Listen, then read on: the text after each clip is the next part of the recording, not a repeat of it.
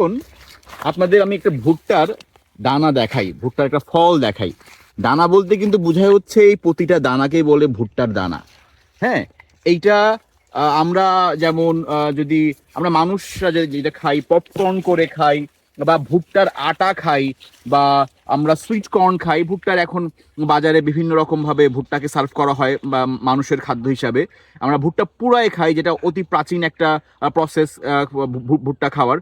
এবং পশু খাদ্য হিসাবে ভুট্টা যখন ম্যাচিউর হবে তখনই মাত্র আপনার পশু খাদ্য হিসাবে সার্ভ করা যাবে। এবং ভুট্টার আর একটা স্টেজ হচ্ছে যে আমি বলেছিলাম সাইলেজ করে যখন, এটা মিল্কিং স্টেজ বলে।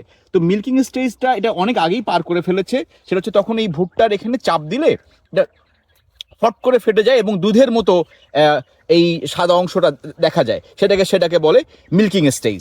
এবং এখন যেটা আছে এটা এখনই মোটামুটি পরিপক্ক হয়ে গেছে, আর হয়তো সপ্তাহখানেকের মধ্যেই ভুট্টার হারভেস্ট করে ফেলবে কৃষক, এবং তারপরে এটা বাজারে পাঠানো হবে বিক্রির জন্য বা আপনার খামারে পৌঁছানোর জন্য।